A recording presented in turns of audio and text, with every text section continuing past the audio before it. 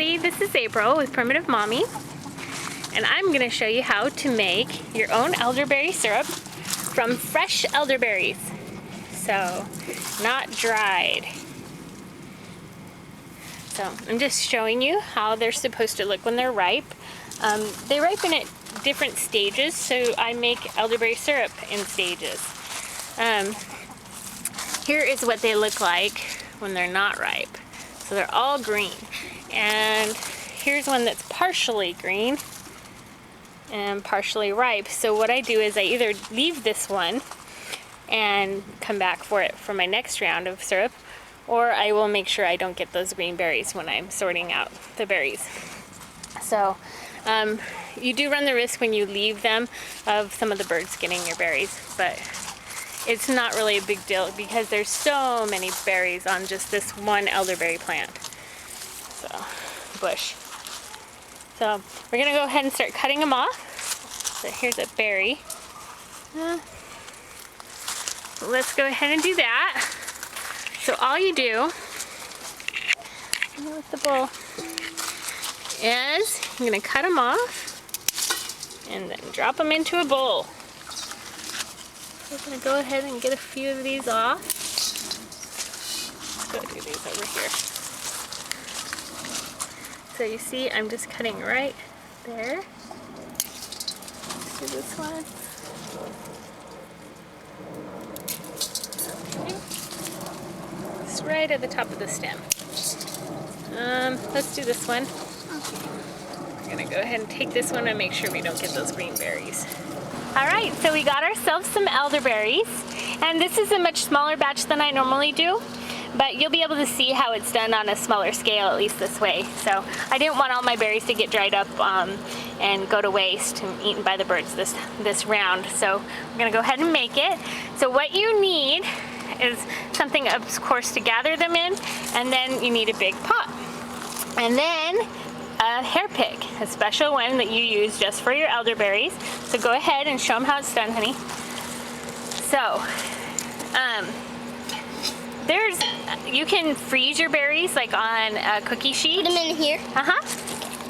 You can freeze them on a cookie sheet, and they're easier to get off. But we really enjoy playing with them and touching them and just being out here in the garden. That's another thing. Don't do it in your house because these are very messy. You'll probably see soon. And they can get stained on stuff. Yep, they stain stuff.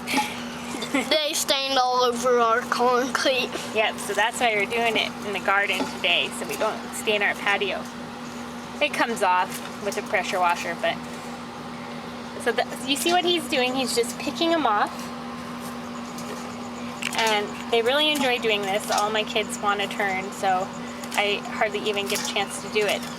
So you'll come across spiders and other leaves and debris, and you just want to slowly pick that out. You won't have a ton, but...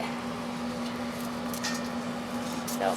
And there's like there's hopping spiders in them. Hopping spiders sometimes, huh? Yeah, the baby ones. So we're gonna go ahead and let him do that, and we'll come back and show you what's next. All right, we're checking in. Let's see how many he's got done. Oh, he's working hard.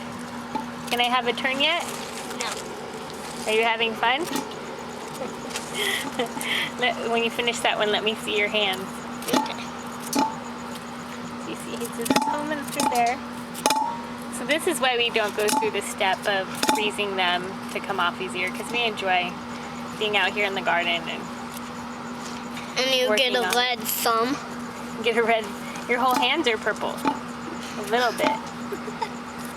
That's why I'm keeping them shut. But they don't get stained. And It'll wash off. Yeah, but what if it stays on and I'll be like a purple person? Are there any spiders yet? I haven't seen any movement in there. No, I haven't. Okay, there's his messy hands. Having fun in the garden. Okay, keep going. Unless you want to give us a turn. I'm ready for my turn. Did you know there's praying mantis all over the elderberries before? There was? How many were on there? About 14. 14? You saw 14 praying mantis? About 14. Oh, about not exactly 14? Yeah. Okay. I think Chia wants to see what you're doing. Want some leftovers? Hi, girls. Yeah. He's just picking some stems out right now.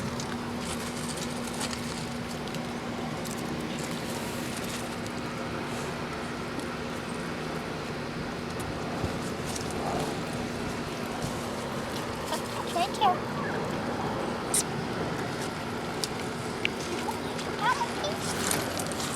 It's already stained on the chair. I know. It's okay. All right, so we lost daylight, so we had to bring our operation inside. You want to tell them what you're doing? Yeah. So we're smashing our elderberries with this potato smasher. Yep. Okay, keep going. They're trying to get the juice out. And then we'll cook them. All right, so what we did is we went ahead and we mashed them enough to get some juice out, and then we added 2 cups of water, just enough to cover the berries and bring it to a boil. And it was about 4 to 5 cups of berries in there. So you have to bring it to a boil so you kill the yeast. So that's an important step. And then we'll check that. Okay, so we brought it to the boil and killed all the yeast, and now we've simmered it for 45 minutes. I added another cup of water. You add water as needed to make sure as it boils off. And you want to mash the berries. Try to get all the juices off out of the berries as often as you, every time you stir it. Okay, so I let it cool down, and then I just poured it from the pan into here. I'll get the rest of the pulp in a minute, but I'm just straining it off, and I'm gonna go ahead and I'm gonna take some time to press it down with a spoon and get all the juice out of the pulp. Okay, so I've got all the pulp, the seeds strained out, and we got about 2 cups of juice. And the juice doesn't taste very good, so that's why you'll find that there's usually honey added to elderberry to make it a syrup. So it's just barely warm enough to where my honey should be able to mix in good. So I'm just gonna take, for the 2 cups, about 3/4 cup of honey. And we're gonna put it in there.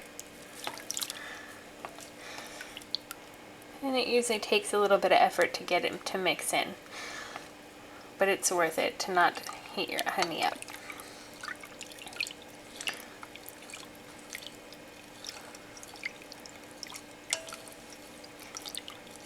And you can add more honey if you like, less if you like. You go ahead and get that mixed in. And elderberry is great for the immune system. It's great for if you've got any kind of illness, to try it and give yourself a boost.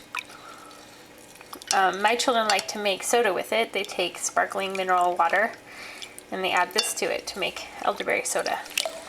Okay, so we've got the honey all nice and mixed in. Just gonna finish stirring this up, and then I'm gonna pour it in my jar to store it. And I'll go ahead and link down below to where I get my honey for those who are going to be curious and asking.